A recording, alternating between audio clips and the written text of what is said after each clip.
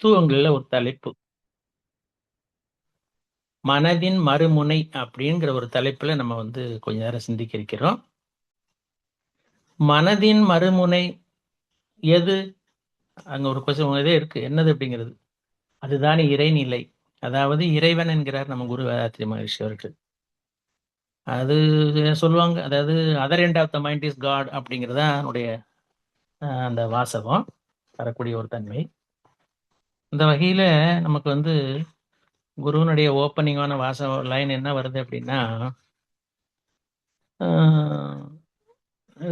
நல்லாவே சொல்லலாம் ஈஸியா. அதாவது, இன்று நான் நிறைவு பெற்றேன் இறைவா, இன்று நான் நிறைவு பெற்றேன் அப்படிங்கிற ஒரு லைனோட ஆரம்பிக்கிறார் அவரு. அதாவது மறைபொருளை எப்படி இறைநிலை உணர்ந்தாரு, மனிதனும் மனமும் இறைநிலை ஒண்ணுதான் அப்படிங்கிறதுக்கு அவர் இறைநிலையோட ஒன்றி அதை உணர்ந்து அதை ஒட்டி கரைஞ்சிட்டாரு. தவம் பண்ணி பண்ணி பண்ணி அந்த நிலையில தான் இந்த லைன் அவருக்கு உருவாகுது. அது மட்டும் இல்லாம இன்னொரு லைன் என்ன சொல்றாருன்னா, அன்பும் கருணையுமாய் அகன்ற நிலையில் உள்ளாய், என் மனதை விரித்து இணைத்து கொண்டாய் உன்னுள்ளே. இதுதான் அந்த தன்னைக்குள்ள தலைப்பு உள்ளது. என் மனதை விரித்து இணைத்து கொண்டாய் உன்னுள்ளே அப்படிங்கிறார். மனதின் மறுமுனை தான் இறைவன் அப்படிங்கிறதுக்கு தானே இன்னைக்குள்ள தலைப்பு. ஸோ அந்த வகையில நமக்கு ஒரு ரெண்டே லைன்ல சொல்லிட்டார். எப்படின்னா, அதுக்கு ஒரு லைனு மனதை விரித்து இணைத்து கொண்டாய் உன்னுள்ளேன்னு சொல்றாரு.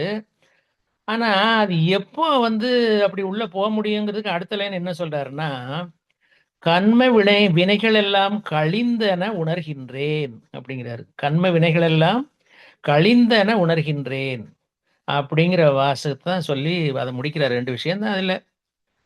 ஒண்ணு, இறையோட ஒட்டணும் அப்படின்னா, அவருக்குள்ள போய் இணையணும் அப்படின்னா, நம்ம செஞ்ச கர்ம வினைகள் கண்டிப்பா கழியணும் அப்படிங்கிறது தான் மகானுடைய ஒரு பாயிண்ட் அதுல. ஸோ அந்த வகையில் நமக்கு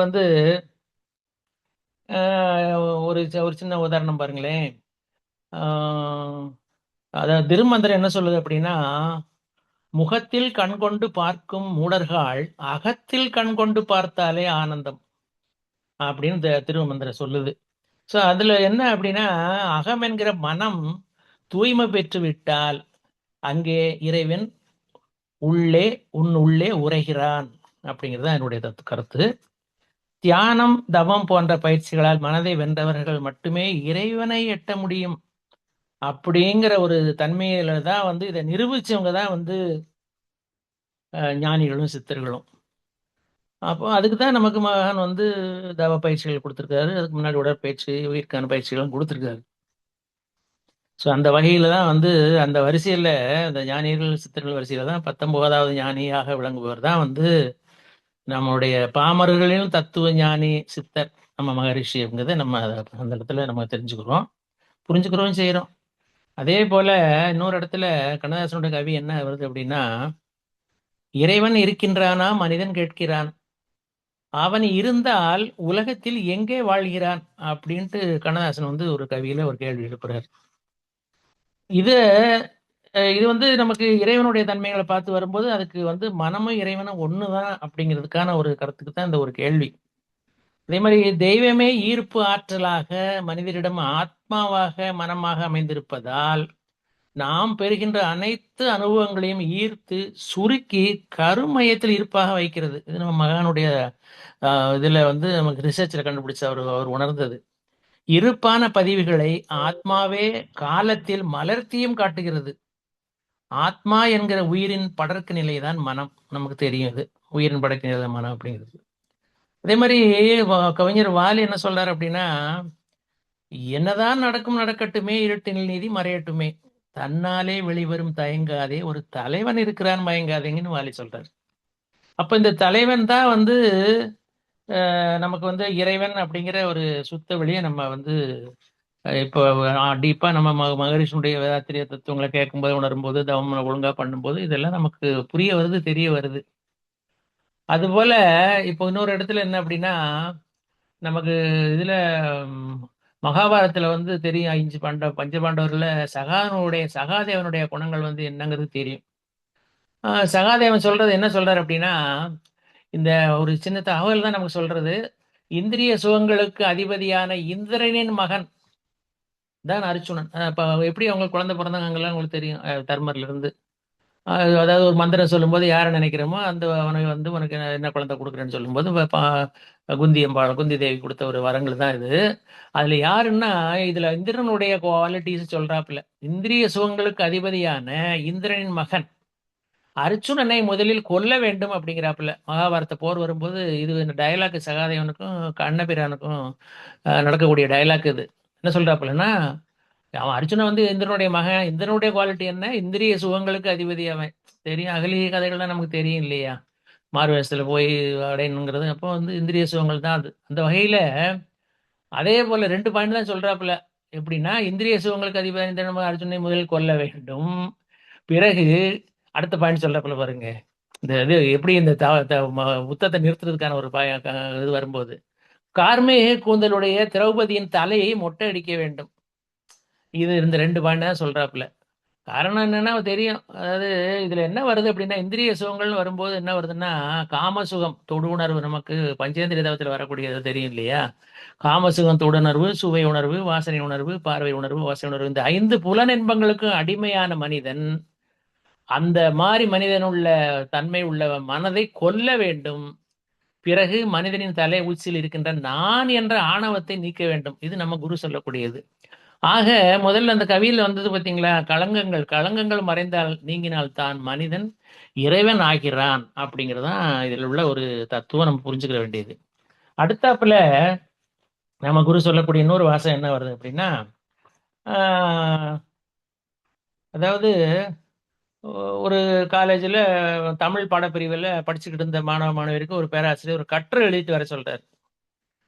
இப்போ திருவள்ளுவருடைய அரண் வலியுறுத்தல் அந்த தலைப்பு அவர் கொடுத்த கட்டுரை தலைப்பு என்ன? திருவள்ளுவருடைய அரண் வலியுறுத்தல் என்ற தலைப்பை கொடுத்து கட்டுரை எழுதிட்டு வர சொல்றாரு. எல்லாரும் எழுதிட்டு வந்துட்டாங்க. எல்லாரும் இவருடைய கட்டுரைகளையும் வாங்கி திருத்திக்கிட்டே வந்தாரு. அப்போ ஒரு மாணவி மட்டும் அப்ப வந்து ஒரு மாணவியுடைய கட்டுரை திருத்தும் போது திருத்தி முடிச்ச உடனே அந்த மாணவியை கூப்பிட்டு, என்னம்மா உனக்கு கல்யாணம் நிச்சயம் ஆயிடுச்சா அப்படின்னு கேட்கிறாரு. அதை கேட்டது அந்த பொண்ணுக்கு பயங்கர ஒரு வெக்கத்தில் அப்படி ஒரு மாதிரி நெளிஞ்சுக்கிட்டு, ஆமா சார் அப்படின்னாப்புல. உடனே பக்கத்தில் உள்ள தோழிகள்லாம் கேட்க, அப்படியா அப்படின்னு கேட்டுட்டு, ஏண்டி சாருக்கு மட்டும் சொல்லியிருக்கியே எங்களுக்கு சொல்லலையே அப்படின்னாப்புல. அப்போ அதுக்கு அவ என்ன சொல்றா, இல்ல சாருக்கு கூட நான் சொல்லல அப்படின்னு சொல்லிட்டு அவரை பத்தி பார்த்து கேட்கிற, சார் உங்களுக்கு எப்படி தெரியும் அப்படின்னு கேட்கிறாப்புல. அப்போ அந்த ஆசிரியர் சொல்றாரு, எனக்கு அவ ஒன்றும் சொல்லல, அவ கட்டுரையை படிச்சு பார்த்தேன், தெரிஞ்சு போச்சு. நீங்களும் வேணா படிச்சு பாருங்களேன் அப்படிங்கிறாப்புல. உடனே எல்லா தோழிகளும் படிச்சு பாக்குறாங்க. எல்லாம் சரியா தான் இருந்துச்சு சார், எல்லாம் சரியா தான் இருக்கு அப்படின்னு ஒண்ணு போல சொல்றாங்க. அதை படிச்சு பார்த்துட்டு அப்பதான் ஆசிரியர் சொல்றாரு, நல்லா படிச்சு பாருங்கம்மா அப்படின்னு சொன்ன உடனே, திருக்குறள் என்ன சரி எழுதியிருக்கு, திருக்குறளை பத்தி எழுத சொல்லியிருந்தில்ல, என்ன எழுதியிருக்காரு அவர், என்ன நான் எழுதுனேன்னு என்ன எழுத சொல்லியிருந்தேன், அவ என்ன எழுதியிருக்கா அப்படின்னு கேட்கும்போது, அறத்தான் வருவதே இன்பம் அப்படிங்கிற அந்த லைன் என்னது, அறத்தான் வருவதே இன்பம் என்ற திருக்குறளை எப்படி எழுதியிருக்கான்னு பாருங்க. அத்தான் வருவதே இன்பம், அறத்தான் வருவதே இன்பங்கிறத அத்தான் வருவதே இன்பம் என்று எழுதியிருக்கா அப்படின்னு அவர் அதை படிச்சு, அதனால பிள்ளைகளுக்கு அதை லைன் தெரியல.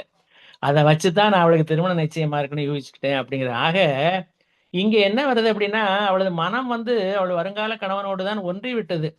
இதுவும் ஒரு தவநிலை தான். தவத்தினுடைய டெபினிஷன் வரும்போது ஒன்றி ஒன்றி பழகுதல் தான் நம்ம குரு சொல்றாரு. தவத்தில் மனம் ஒன்றும் போதுதான் அங்க இறைவன் வந்து வெளிப்பட்டு நாமும் அவனாகவே மாறிவிடுகிறோம் அப்படிங்கிறதா நம்ம வந்து குருவனுடைய தன்மையிலிருந்து நம்ம தெரிஞ்சுக்கிட்டது. அத மாதிரி இன்னொரு சமாச்சார கதை என்ன அப்படின்னா, சொல்லுது இது வந்து மகான்கள் சொன்னதான் நம்ம குரு சொன்ன ஒரு கருத்துக்கள் தான். நம்ம செய்யும் செயல்களின் விளைவுகளை பொறுத்து நம்மை மதிப்பிடும் உலகத்தில் நாம் வாழ்கிறோம். இப்ப நம்ம இருக்கோம்னா நம்ம என்ன, நம்மளோட நடை உடை பாவனை எப்படி இருக்கு அப்படிங்கிற பொறுத்து தானே நம்ம வந்து நம்மளை வந்து மக்கள் வந்து மதிக்கிறாங்க. இவரா இப்படிப்பட்டவர், மனவளக்கலை அன்பரா இப்படிதான் இருப்பாரு அப்படின்ட்டு. அது மட்டும் இல்லாம எப்பவுமே நம்மளுடைய குணங்கள் என்ன அப்படின்னா, எதை எடுத்தாலும் உடனடியா செய்யணும் அப்படின்னு செய்யணுங்கிற ஒரு அவசரத்துல தான் வந்து அதை சாதிக்கணுங்கிறது நம்மளுடைய வேகம் அதிகமா இருக்கு.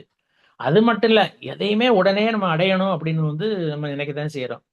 வெற்றி பெற வேண்டும் எண்ணம் வந்து நம்ம வந்து என்னது ஓவர் ப்ரெஷர் கொடுக்குது. இப்போ உள்ள காலகட்டத்தில் எதை எடுத்தாலும் நம்ம வந்து ஜெயிக்கணும் அப்படிங்கிறது தான். வெற்றியும் பெருமிதமும் நம்ம இலக்குகள் அப்படின்னு தான் வந்து நம்ம மனசு நினைக்குது. அதே பின்னாடியே தோல்வி பயமும் வந்துருது. அப்ப என்ன ஆகுது? இங்க இந்த இடத்துல தான் மனசு குழம்புறது. இதுக்கு என்ன காரணம்? மனக்குழப்பங்கிறது எங்க இருந்து வருது அப்படின்னா, அதுவும் நம்மளுடைய செய்வினையினுடைய, அதாவது செயல்களுடைய பதிவுகளுடைய தாக்கம் தான் அப்படின்னு நம்ம இதுல தெரிஞ்சுக்கிறோம்.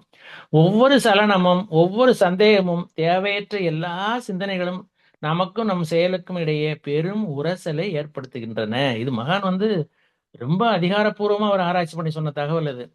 இந்த மனத்தடைகளை அகற்றினால் நாம் மிக சிறப்பாக செயல்படுவோம் அப்படிங்கிறதான் வந்து மகான் சொல்லி வரக்கூடியது. அப்ப இதுக்கு எல்லாத்துக்கும் உதவுதுதான் வந்து நம்மளுடைய மகான் தந்த நமக்கு வேதாத்திரியம் அப்படிங்கிறது தான் இதுல வந்து நம்ம எடுத்துக்கிற வேண்டிய ஒரு பாயிண்ட்.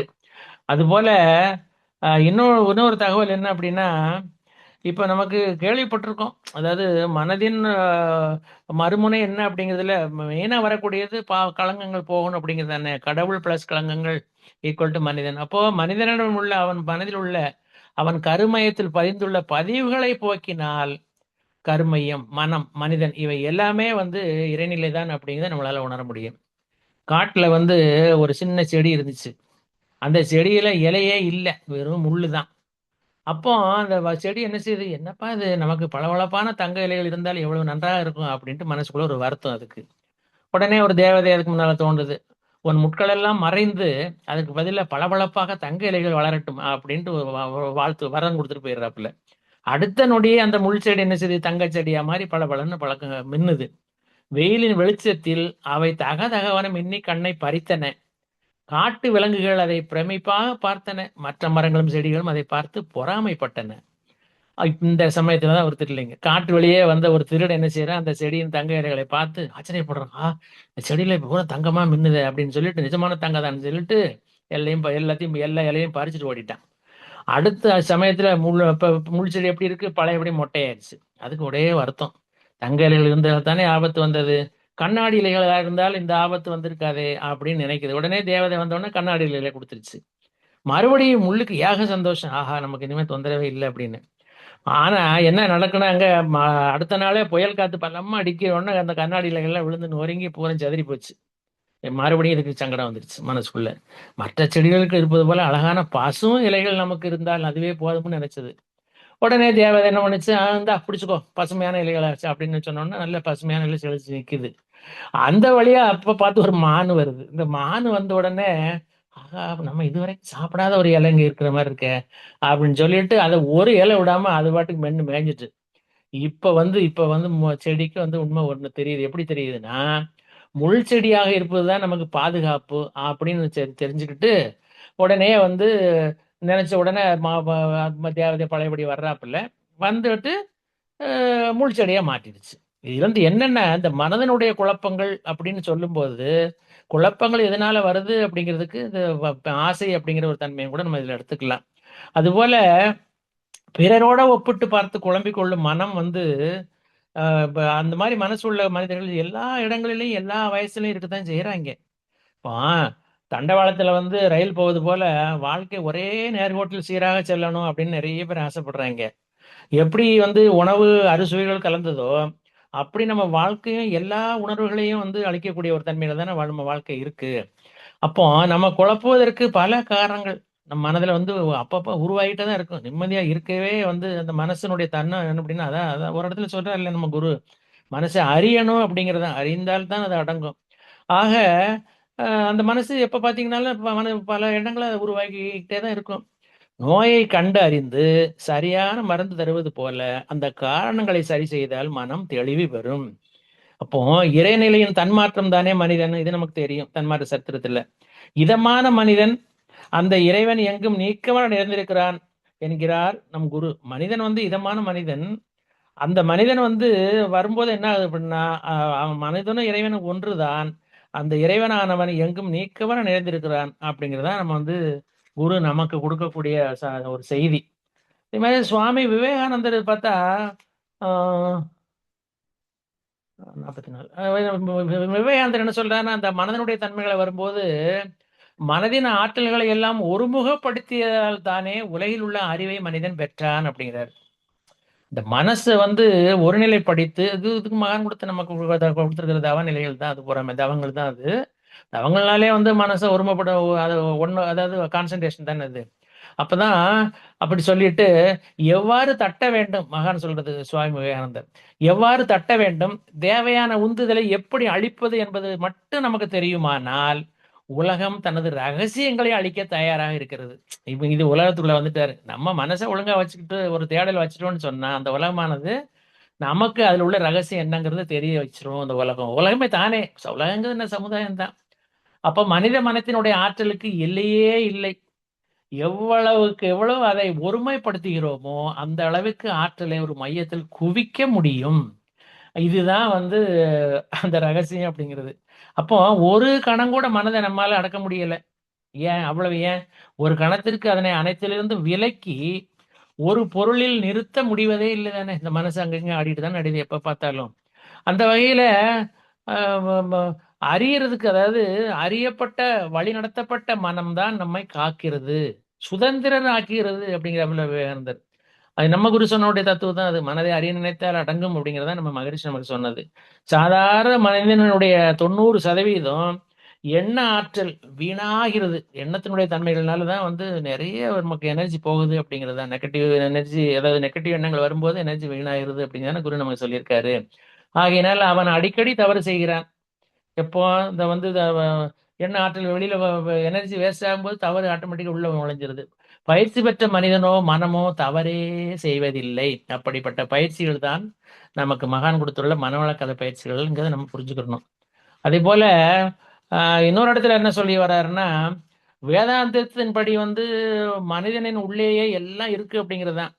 ஒரு சிறுவனிடம் கூட, சின்ன பையனா இருந்தா கூட அவன்கிட்ட எல்லாம் இருக்கத்தான் செய்யுது. அது என்ன அப்படின்னா, அந்த சிறுவன் மனசுல உள்ளதை வந்து நம்ம வந்து வெளியில கொண்டு வரணும். விழிப்புணர்வு படுத்தணும். அந்த இதுக்கு அதுதான் வந்து ஆசிரியர்கள் கடமை. இப்ப நமக்கு என்ன, டபிள்யூசி உலக சமுதாய சேவா சங்கம் என்ன சொல்லுது அப்படின்னா, இந்த வாழ்க்கை கல்வி, மனவளக் கல்விங்கிற வாழ்க்கை கல்வியை வந்து நம்ம பள்ளிகளுக்கும் கல்விகளுக்கும் கொண்டு போக வேணும் அப்படிங்கிறதுக்கு காரணம் என்ன, குழந்தைங்கள்ட்ட இருக்கு, அதை வெளியில கொண்டு வரணும் இல்லையா. அப்போ அந்த தன்மையில நம்ம குருவனுடைய எண்ணமும் அதுதான். பள்ளிகளுக்கும் கல்லூரிகளுக்கும் கொண்டு போகணும் அப்படிங்கிறது.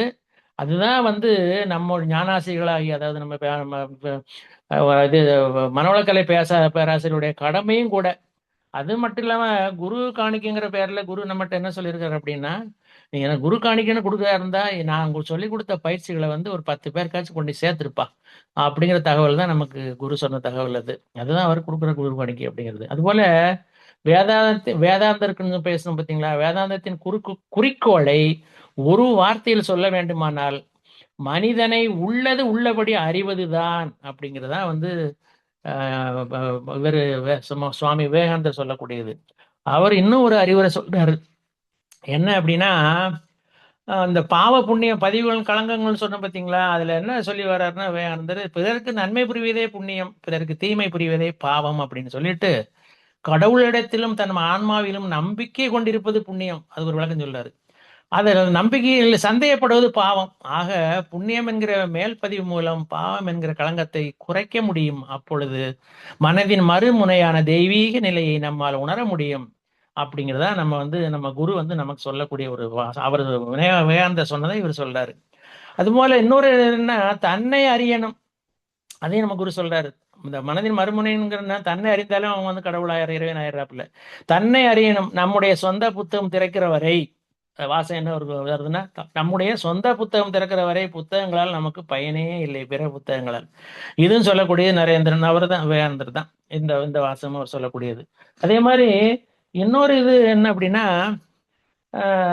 இதையும் நம்ம மைண்ட்ல வச்சுக்கலாம். அந்த அதாவது நம்மை திருத்திக் கொண்டால் சமுதாயம் தானே திருந்தும் அப்படிங்கிறது தான். ஏன்னா நம்ம எல்லாரும் ஒன்னோட ஒரு விரல மட்டும் சேர்ந்து 5 விரலும் சேர்ந்தது தானே. அப்போ நாம் மட்டும் தனியா இல்லையே, நம்ம எல்லாம் சேர்ந்தது தான் சமுதாயம். இதற்கு அடிப்படை தான் வந்து அந்த தன்னை அறிதல் அப்படிங்கிறது. நம்ம திருத்திடணும் முதல்ல. நம்ம மகான் சொல்லுவார் இல்லையா, அந்த திருத்தம் வருத்தம் தான் தரும், நம்ம யாரும் திருத்தத்துக்கு வரலாம் பாருலையா. அது மாதிரி உலகில் வந்து உயர்ந்த பொருள் அதாவது அப்படின்னு பார்த்தா ஆறறிவு படைத்த மனிதன் தான். அதே போல மனிதனில் உயர்ந்த பொருள் எதுன்னு கேட்டா மனம் தான் அப்படிங்கிறதா வந்து ஒரு தத்துவம் அதுல. அதே மாதிரி இந்த இது 5 அறிவு வரை உள்ள மிருகங்களையும் 6 அறிவு படைத்த மனிதனையும் எடுத்துக்கிட்டா ரெண்டுக்குள்ள சிறப்புன்னு பாக்குறதா இருந்தா ஒன்னே ஒண்ணு ஸ்பெசிபிக்கா உள்ளது என்னன்னா, சிரிப்பு சக்தியை வர பிரசாதமாக பெற்ற பிராணி மனிதன் ஒருவன் தான் அப்படிங்கிறப்புல. அப்போ ஏன்னா அவன் மனம் படைத்தவன், அந்த மனமும் இறைநிலைதான், சுத்த வெளிதான் அப்படின்னு சொல்றதுதான் நம்ம குரு வந்து சொல்லக்கூடிய ஒரு விஷயம் இல்லை. அதே மாதிரி இன்னொரு இது என்னன்னு அப்படின்னா, நமக்கு வந்து மனதனுடைய தன்மை தானே இது முழுக்க முழுக்க நம்ம பேசிட்டு இருக்கோம். மனதின் தன்மை எதுவோ அதுதான் மனிதனுடைய தன்மை.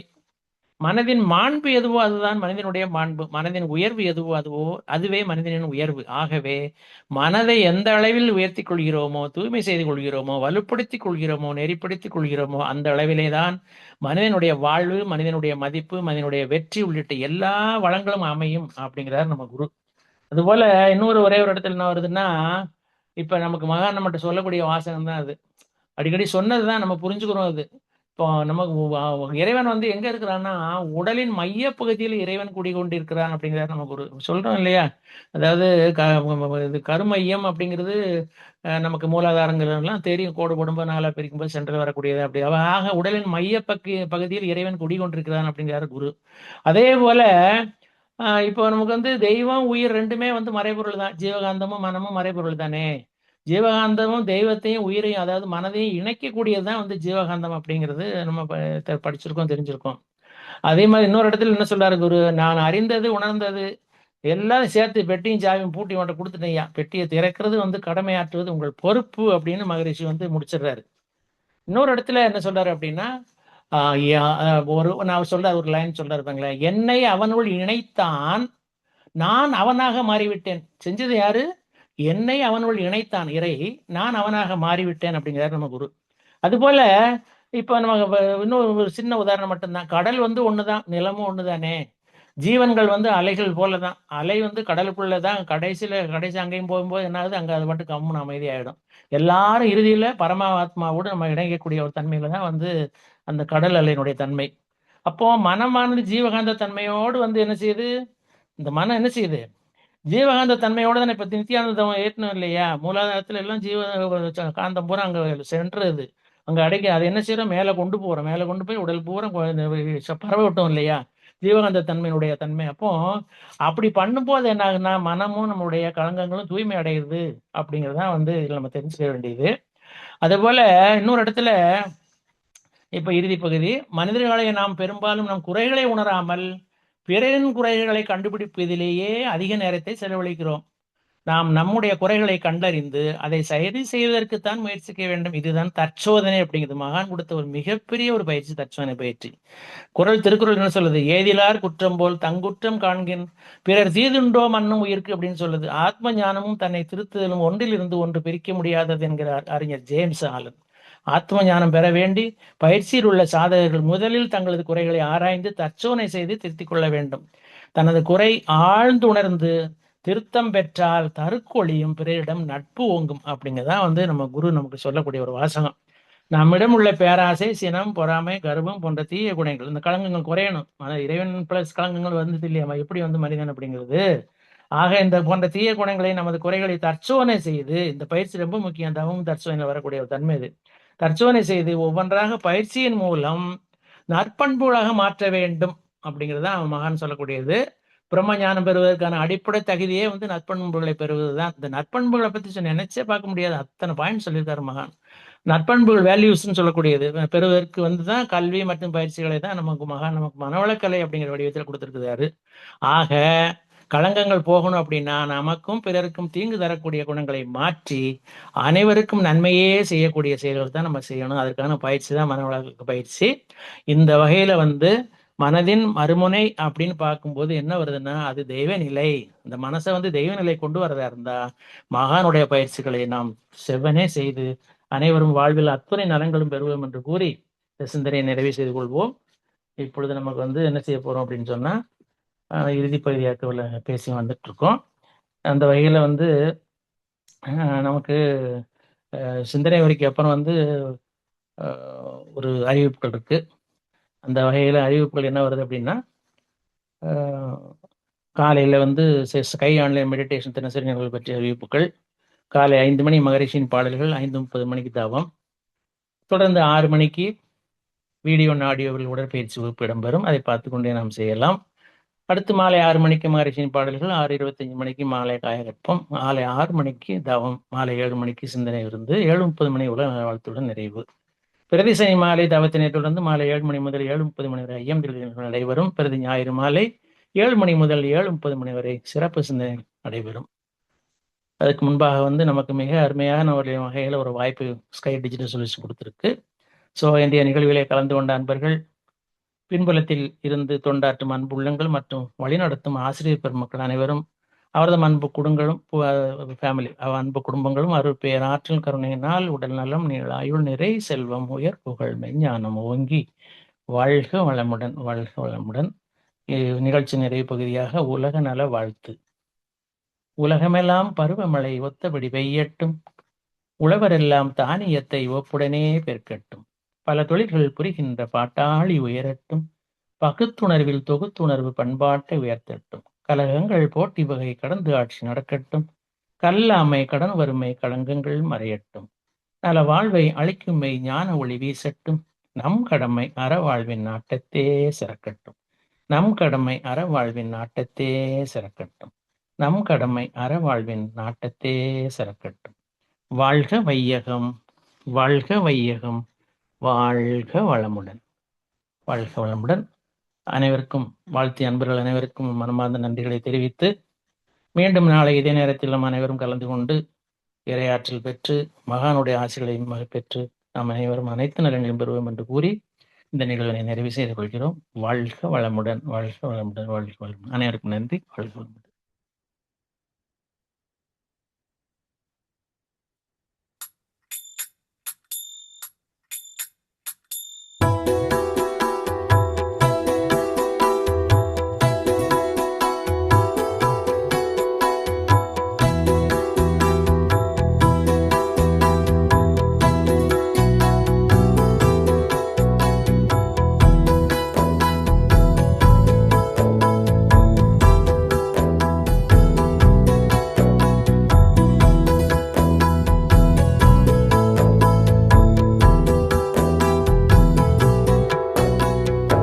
உலகமெல்லாம்